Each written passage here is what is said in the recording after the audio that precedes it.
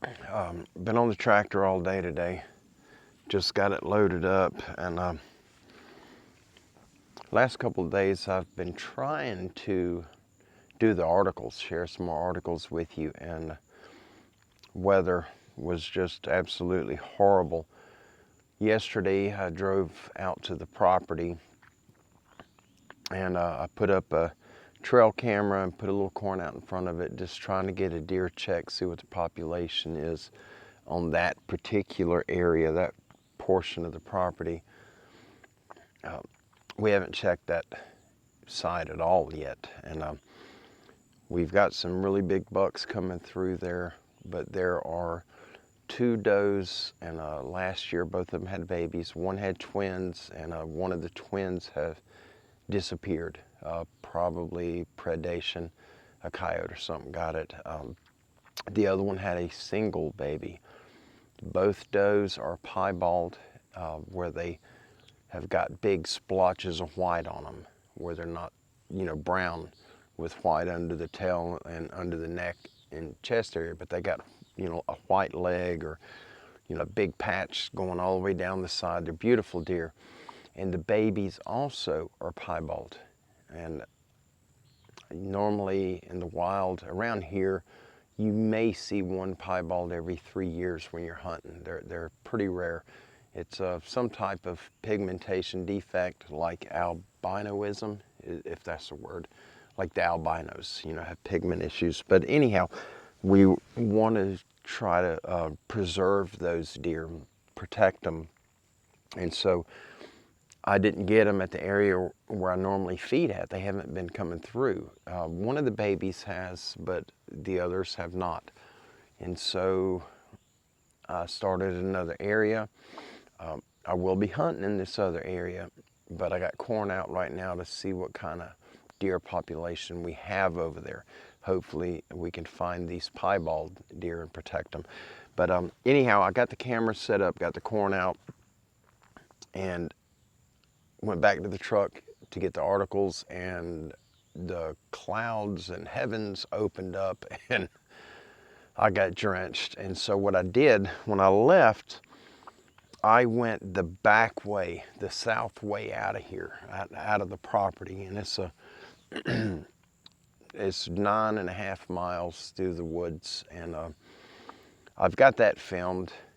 And what I was planning on doing, I was going to film the articles when I got home, and then use the audio from the articles and dub it over the footage going out of here, out of the property, where you guys could see what it looks like on the south end. And I had to stop about every 100 yards and step out and wipe the water off the camera. I put the camera up on the very highest part of the windshield on the outside and kept getting raindrops on it. I have not checked the footage to see how bad it is, but I may do that tonight if I have time to edit it. But we're going to find somewhere to sit down and we're going to do some articles now. And guys, I am at the property. I'm at the north end. We don't come down to this end much. This is where Mark and Carrie had their camp set up whenever they come here. Let me grab the camera, and we're gonna go walk somewhere in the woods and sit down.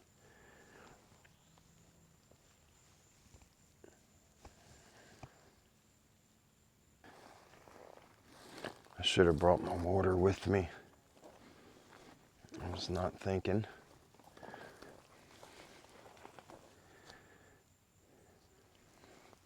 Gotta watch for snakes. I got into the hornets again this morning, 2 days ago over at our hunting lease. I walked right into a hornet pad. It was on a limb like this, a big old wad, and I walked right into it. And they did a number to me.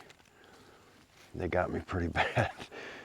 I got stung on my head, my neck, my back, my shoulders, my arms, my hands, my legs. They got me all over. It was not fun. I'm trying to find somewhere to sit down. There's just, there's nothing.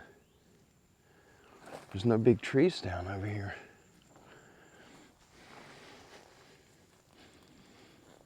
Oh boy, I don't like this spot. This is creepy.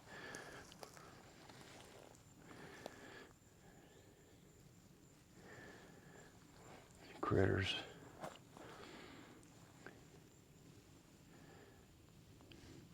I don't want to sit on the ground because of the ticks. Something moving back there.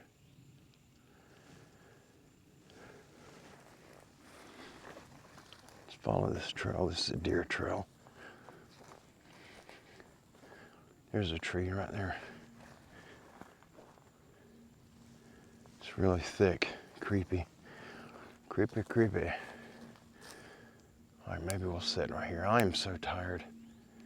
I've been out here all day. I got soaked. It rained on me this morning pretty bad. All right, I got a log over here. This one I'm not so sure about.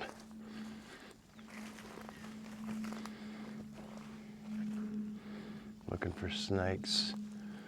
Oh, there's my marker. So this would be my trail, I think. I think that's my marker. I don't see another one down there. Okay. Well,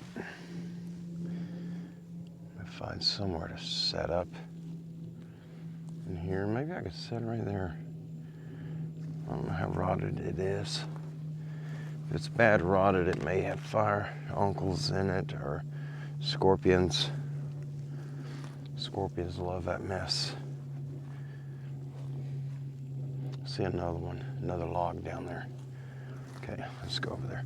I'm pretty sure this is the trail that I had marked last year, I think. I don't know. Yes it is.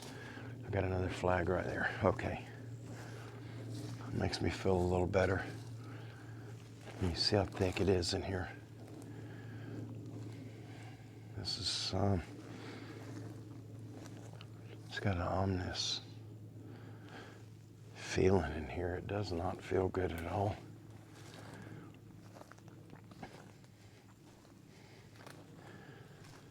Once it gets set up,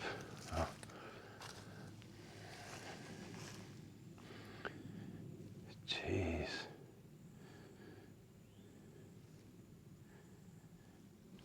I don't know if I'm gonna go back any further, but find somewhere to sit down. It's getting dark.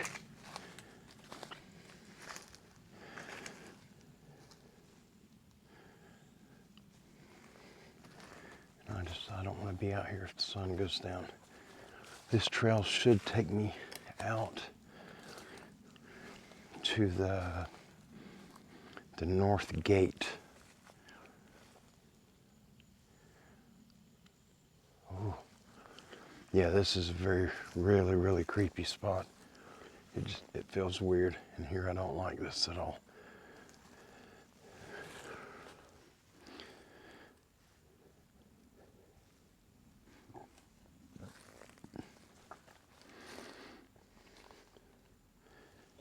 It's crazy how these trees are laid.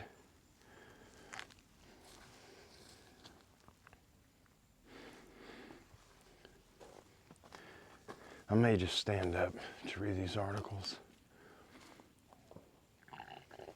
It's a gunshot.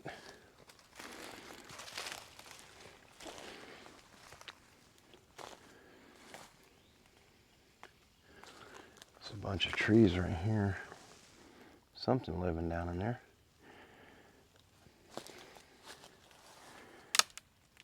I'm gonna try to make me a little tunnel. Hope this tree doesn't fall. Holy Moses.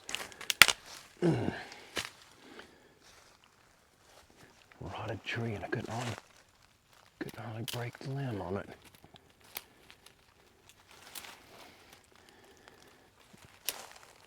Okay.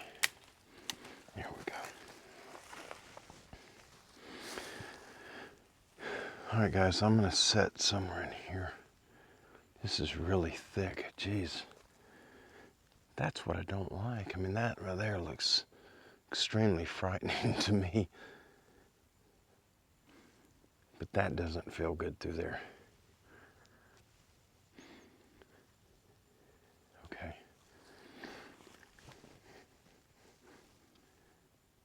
I'm trying to figure out where I can set this camera where you guys can sort of watch behind me. Yeah, that's creepy through there.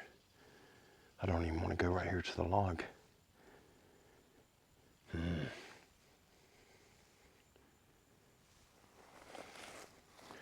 that rotted? Yeah, a little bit. All right, let me find somewhere to put this camera. I didn't bring my tripod. Okay, stand by just a second. All right, guys. Yeah, we're not going to be here long. The sun is behind the tree, so it's going to get dark. I'm sorry. I'll just add some more footage in here, just of other things you can check out. All right, we're going to get on with this kind of quick. And this, let's see. All right, this is not a long article at all. I don't know if Don has pictures for this article or not. I really couldn't tell you. But whatever pictures he does have, you can see them on his channel, and I will include his channel link in the description below this video. So you can jump over there and check out his videos of the pictures, and he's got some amazing pictures on there. The videos are really easy to watch, very pleasant, and he's done a wonderful job on it. I don't like this. All right, let's get on with it. This is titled Shape-Shifting Goatman on the Navajo Reservation. The year is unknown, but it is in recent years. The location is the Navajo Indian Reservation in southern Utah. The information source for this article is eyewitness testimony. This occurred when I was 11 or 12 years old. It's a short but terrifying encounter. I grew up on a Navajo reservation in Utah, and the older guys would go out to a nearby bluff to camp. My mother never allowed me to go with them.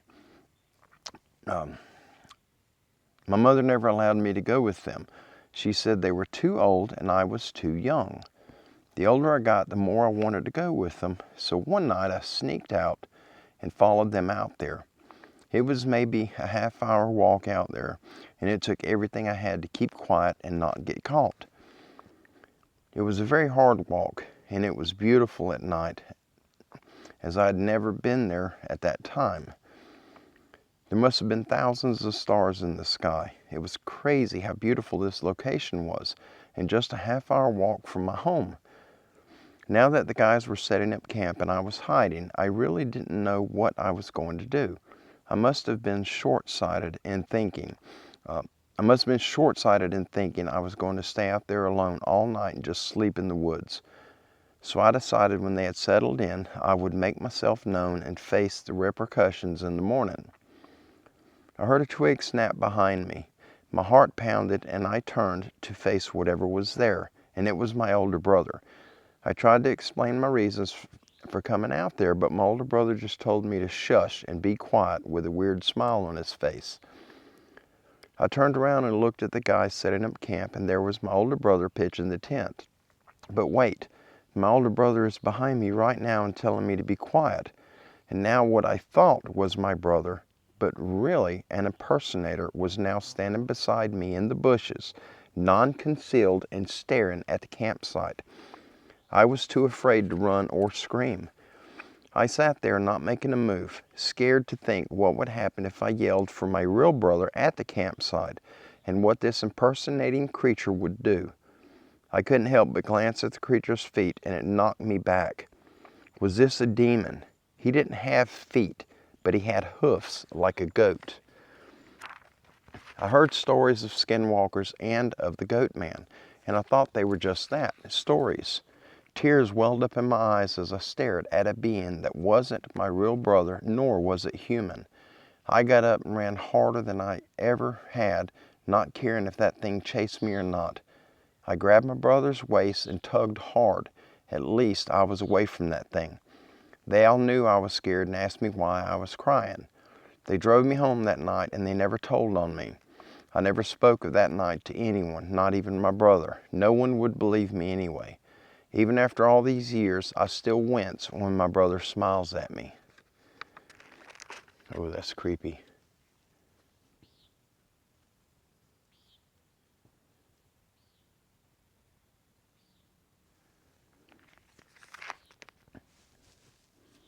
It's getting dark quick, guys. All right, now this one does have pictures. I am not sticking around to show you the pictures. I apologize. Please forgive me for that. I'm not being rude, but it's going to be dark probably in 20 minutes, and I'm not going to be here in the dark.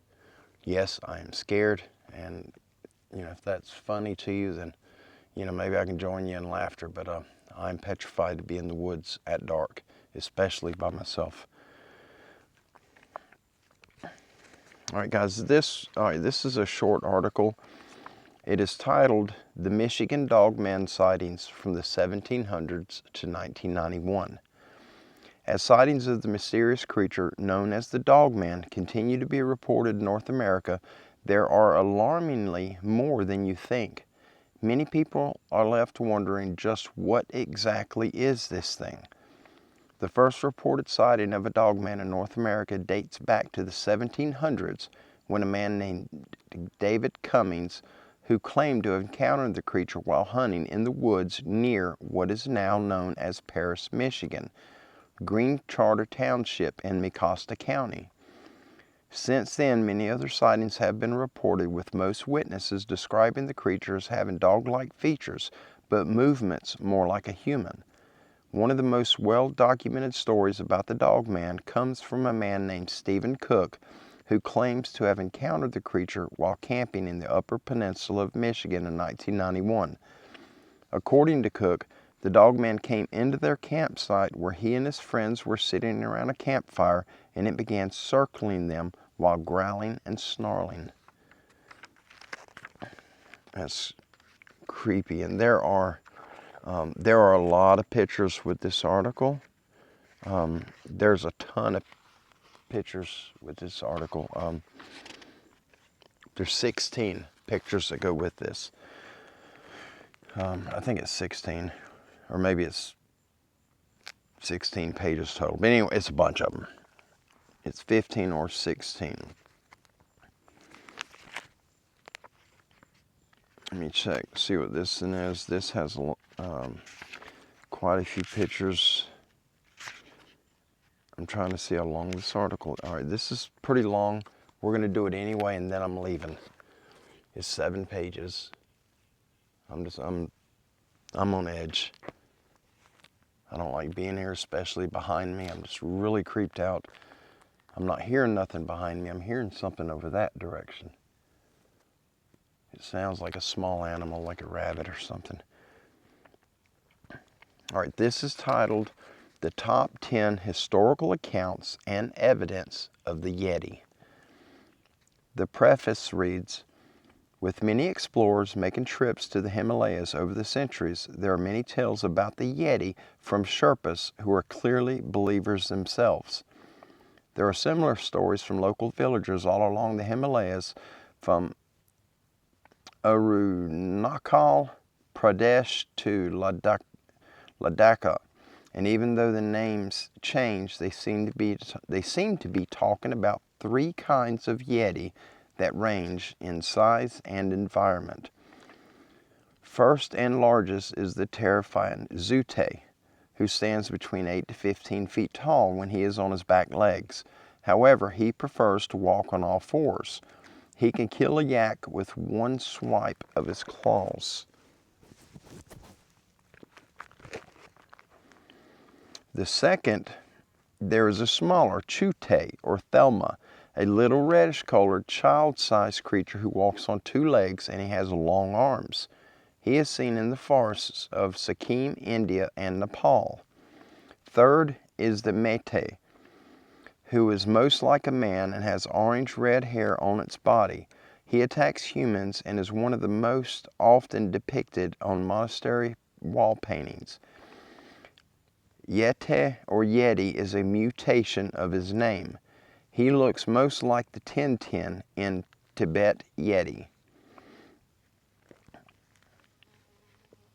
Number 1, 326 BC, India. Alexander the Great set out to conquer Persia and India in 326 BC, penetrating nearly as far as Kashmir. He heard about strange wild men of the snows who were described as something like the satyrs, the lustful Greek gods with the body of a man but the horns, legs, and feet of an animal. Alexander demanded to have one of them brought to him, but the local villagers said the creature could not survive at low altitude. Later, Pliny the Elder wrote in his Naturalis Historia, "In the land of the satyrs and the mountains that lie in the east of India live creatures that are extremely swift, as they can run on both 4 feet and on 2.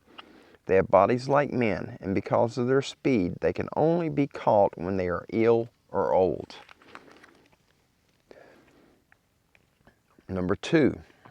In 1832, Nepal. The earliest Western account of a wild man in the Himalayas dates from 1832 and is given by Brian Houghton Hodgson.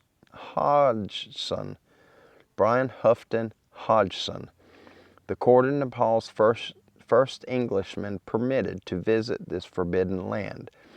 He recorded that his native hunters have been frightened by a wild man.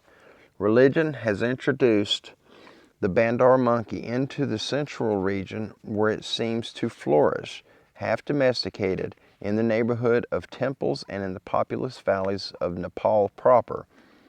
Many shooters were once alarmed in the Kachar by the apparition of a wild man, possibly an orangutan, but I doubt their accuracy. They mistook the creature for a Kako demon and Rakshas, which is demons, and fled from it instead of shooting it. It moved, they said, erectly, and it was covered with long dark hair and it had no tail. I got bug spray in my mouth. My lip is numb now.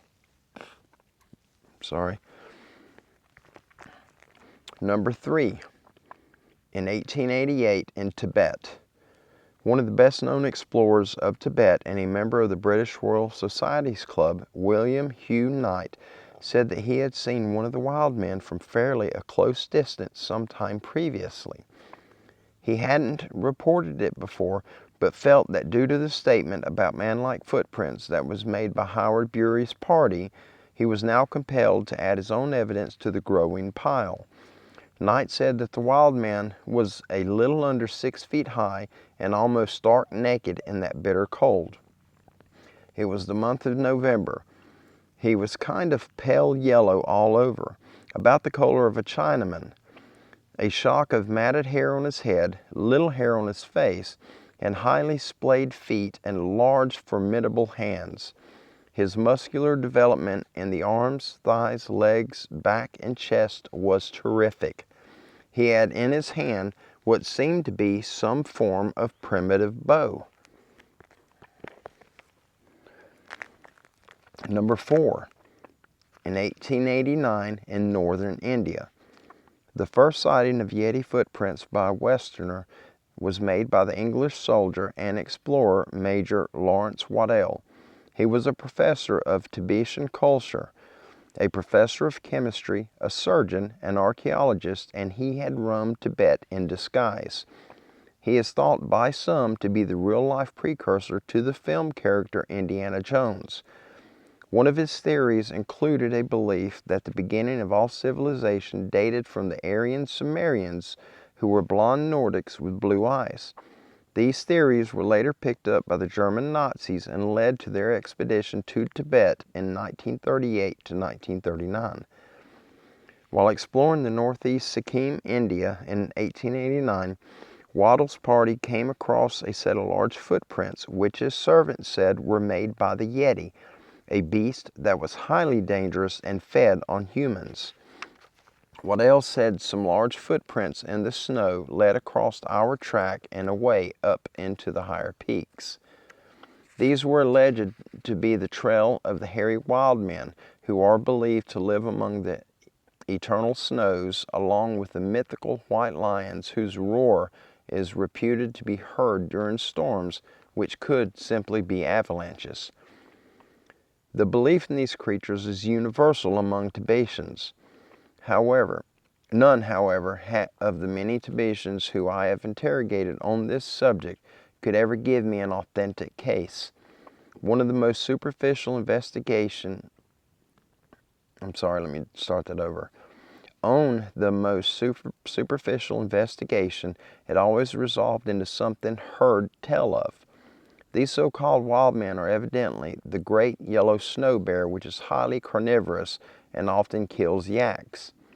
Yet, although most of the Tibetans know this bear sufficiently to give it a wide berth, they live in such an atmosphere of superstition that they always are ready to find extraordinary and supernatural explanations of uncommon events.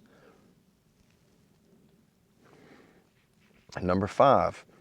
In 1921 in Tibet, leader of the Everest reconnaissance expedition, Charles Howard Bury, saw something strange when he was crossing Lac Pala at 21,000 feet.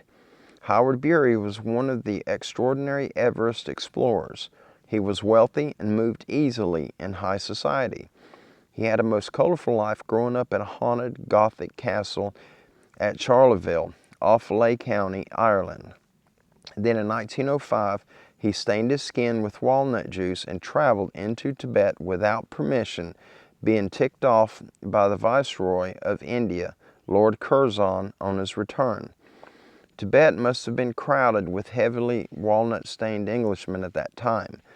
He bought a bear cub, named it Agu, and took it home to Ireland, where it grew into a 7-foot adult, so he was familiar with bear prints. Was Howard Bury prone to the telling of tall stories? Fellow Everest explorer George Mallory didn't much like him, but thought not.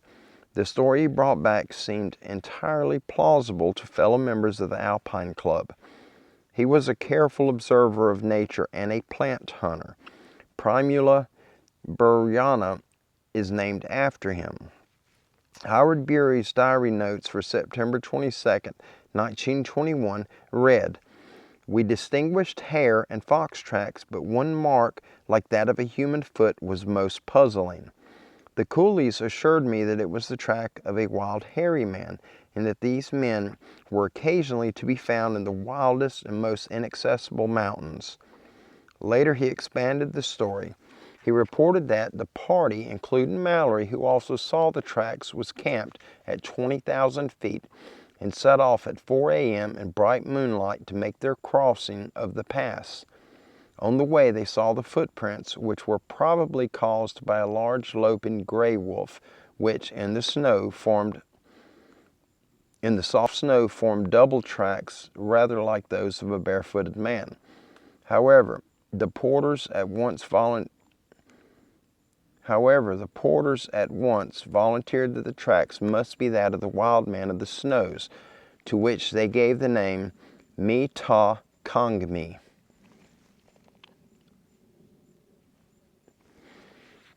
Number 6, 1937, in northern India. Major Bill Tillman relates, "While contouring around the foot of the ridge between these two feeder glaciers, we saw in the snow tracks of an abominable snowman. They were 8 inches in diameter, 18 inches apart, almost circular, and without signs of a toe or heel.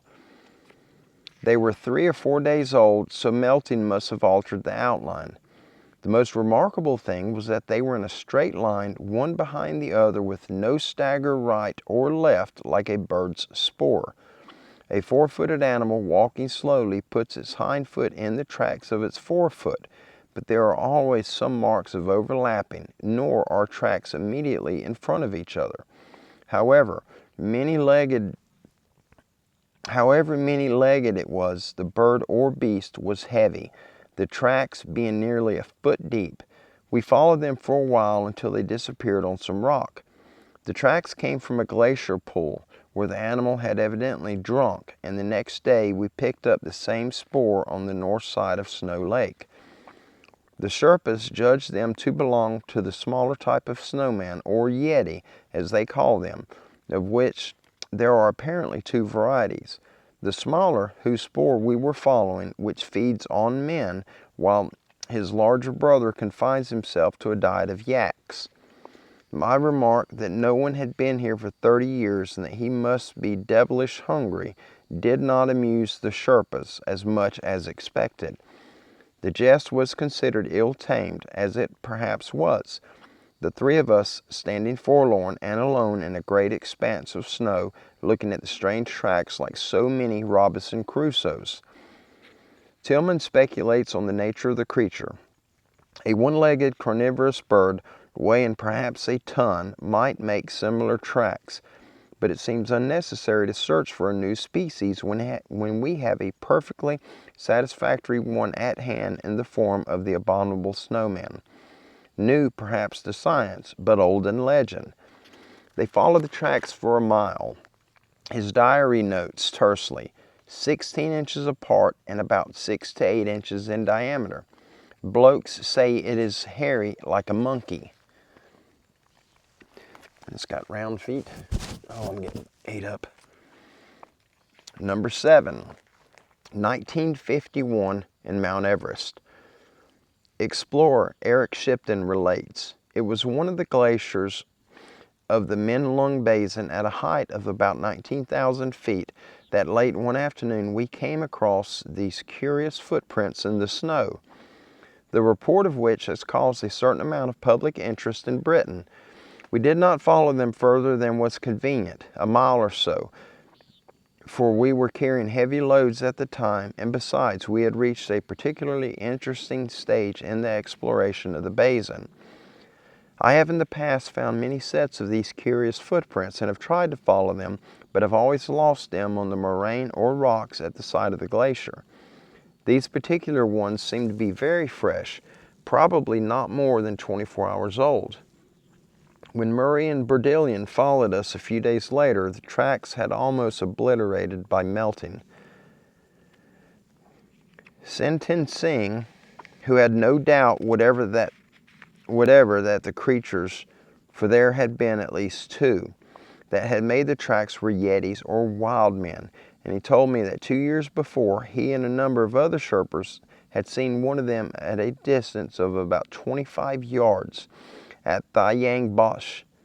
He described it as half man and half beast, standing about 5 to 6 inches tall. I think that means feet, 5 to 6 feet tall with a pointed head. Its body covered with reddish-brown hair, but with a hairless face. He left no doubt as to his sincerity. And then, writing in the Times, the tracks were mostly distorted by melting into oval impressions, slightly longer and a good deal broader than those made by our mountain boots. But here and there, where the snow covering the ice was thin, we came upon a well-preserved impression of the creature's foot. It showed 3 toes and a broad thumb to the side.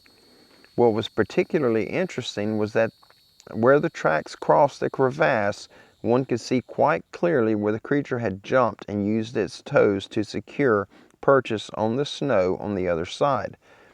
We followed the tracks for more than a mile down the glacier before we got on to moraine-covered ice. Number 8, 1953 on Mount Everest. In his book of the successful 1953 British expedition, Colonel John Hunt described an interesting encounter just after reaching base camp at Thayang Bosch Monastery.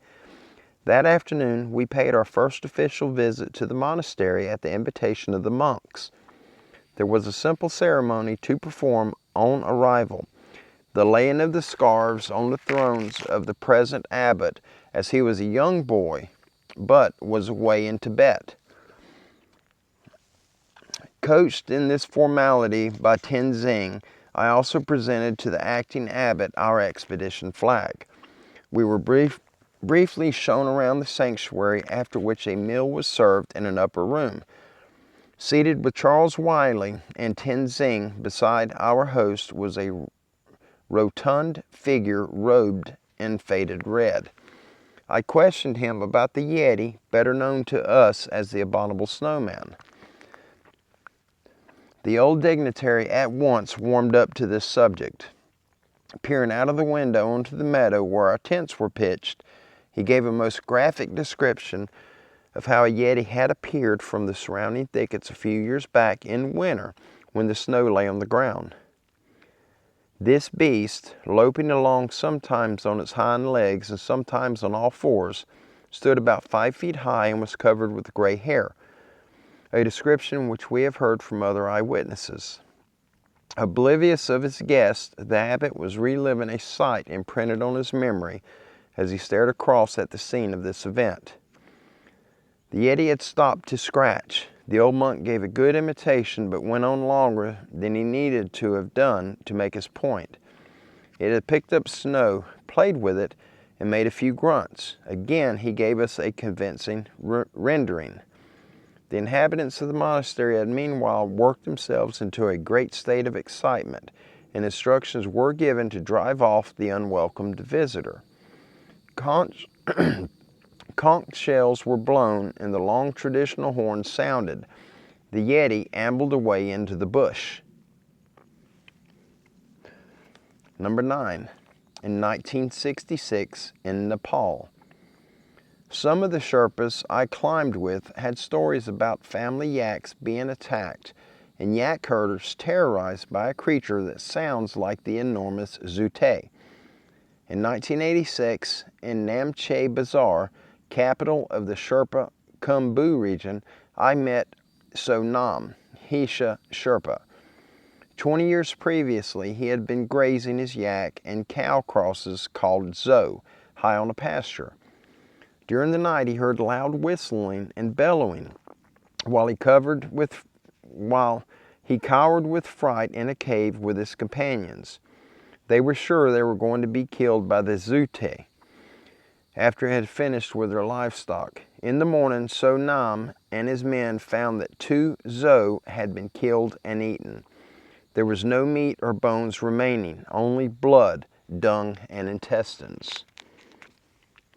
Wow. And the last one, number 10.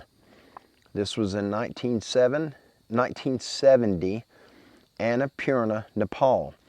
In 1970, the colorful climber and Manchester plumber Don Williams saw strange footprints near his camp on Annapurna. At their base camp, he found and photographed footprints, and later that night watched an ape-like creature about a quarter of a mile away through binoculars in bright moonlight for 20 minutes. Williams said, "I could clearly see a powerful animal bounding along on all fours and headed straight up the slope in the absolutely bright moonlight. It looked like an ape. I don't think it was a bear." In the morning, he said his stash of Mars candy bars had gone. The next morning, he went up to make a full reconnaissance of the permanent base campsite, and he took Sherpas along with him to gauge their reactions to the tracks. I thought I'd seen their reaction at the point where I'd photographed the tracks the day before. The tracks were so obvious that it was impossible not to make any comment, but they walked straight past and didn't indicate that they had even seen them. I had already said that I had seen a Yeti, not knowing exactly what it was, but they pretended they didn't understand and ignored what I said. I am convinced that they believe the Yeti does exist, and that it is some kind of sacred animal which is best left alone. That is, you don't bother it, and it won't bother you. And guys, there are a lot of photos with this one. I'm not sticking around. I'm getting out of here. Yeah, I don't want to be here. I'm going to make my way back up toward the truck, and I'm going to go home.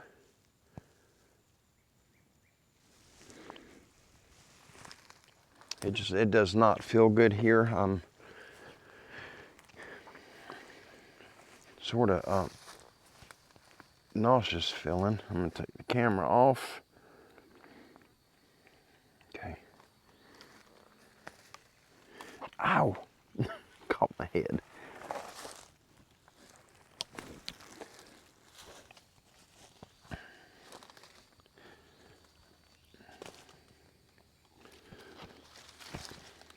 There's the flag. I want to give you guys a heads up. I've got in the works, I got another company going to be sending me a really nice night vision binocular. It records in 4K and it has a laser rangefinder on it. And they sent me the link. It is a rather expensive unit, still cheaper than a military grade. But I'm going to be doing a review for them on that one. And once I get it, hopefully it's as nice as what it appears to be through the information they sent me on it. But anyhow, that's coming up. Hope I'm going the right way. Yeah, that's downhill. This is right, I hope. But anyhow, guys, thank you all for hanging out with me today. I apologize for my absence, being gone. I've been working nonstop. I've been working at our property and at our hunting lease. A lot of work had to do over there, and then at a third property that doesn't belong to me. I'm just trying to help some friends out.